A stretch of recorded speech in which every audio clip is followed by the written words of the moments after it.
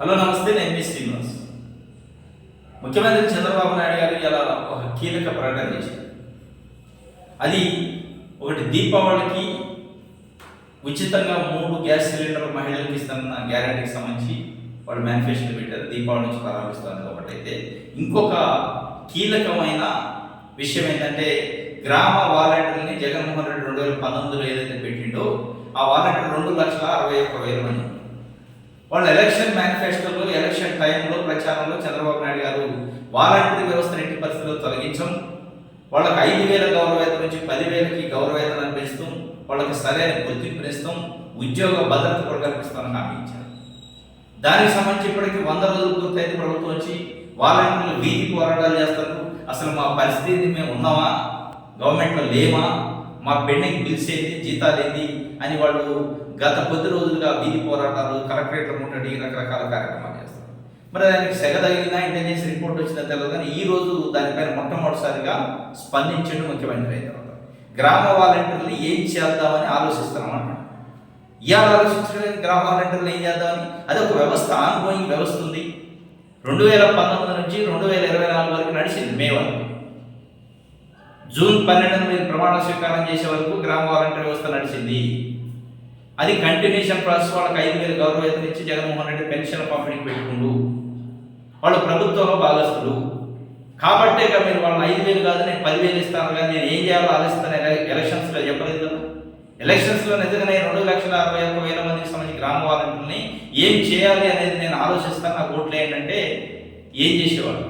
మీరు అది చెప్పలేదు. మీరు చెప్పింది ఏంటి, నేను గెలిస్తే వాలంటీర్ వ్యవస్థ ఎక్కడికి పోదు, ప్లస్ 5 నుంచి 10,000 సేవలు చేస్తున్నారు.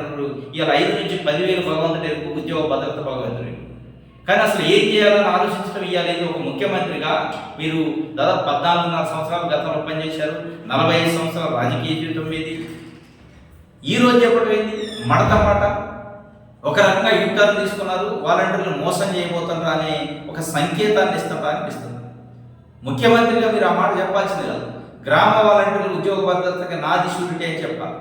5,000 నుంచి 10,000 చేస్తాను నేను హామీ ఇచ్చిన, హామీ కట్టుబడి ఉన్నా. ఏదైతే మీరు ఉచిత గ్యాస్ సిలిండర్లకు సంబంధించి కానీ ఉచిత బస్సు ప్రయాణానికి సంబంధించి ఎట్లయితే చెప్తున్నారో అట్లా మీరు అంత కరాఖండిగా గట్టిగా చెప్పుకుంటే మీరు మోసం చేయట్లేదు అనుకోవచ్చు.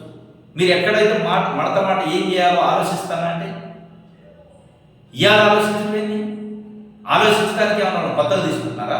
వాళ్ళు ఆల్రెడీ ఎగ్జిస్టింగ్ ఎంప్లాయీస్, వాళ్ళు ఏం చేయాలి ఆలోచించాల్సింది ఏం లేదు. మీరు పెంచదలుచుకుంటే 10,000 రూపాయలు పై జీతం పెంచాలి, వాళ్ళ ఉద్యోగులు పోతారు. 2 అంశాలు. ఇంకా ఆలోచించడానికి, ఆలోచన చేయడానికి, డిస్కషన్ చేయడానికి, దాని మీద కమిటీలు వేయడానికి దాంట్లో ఏమీ లేదు.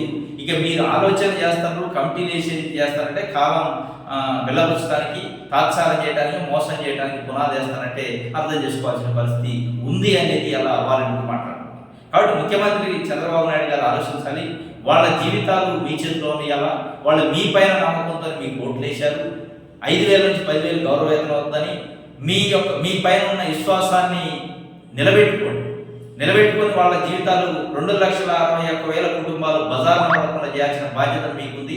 వాళ్ళ కొట్టకుండా ఉండాల్సిన బాధ్యత మీకుంది. వాళ్ళ నోట్లో మన్ను పట్టకుండా బాధ్యత చంద్రబాబు నాయుడు గారి పైనే ఉంది. కాబట్టి ఆయన ఆలోచించాలి. వాళ్ళని ఎట్టి పరిస్థితుల్లో 5,000 నుంచి 10,000 చేయాలి. అదే ఉద్యోగ భద్రత కల్పించాలనేది వాళ్ళ డిమాండ్. మరి ఏం చేస్తారో ఆలోచన చేసిన తర్వాత ఆలోచన ఏం చెప్తారో అప్పుడు తెలుస్తుంది వాళ్ళ భవిష్యత్తు. ఇది ఇలా జరుగుతున్న అప్డేటు. Thank you.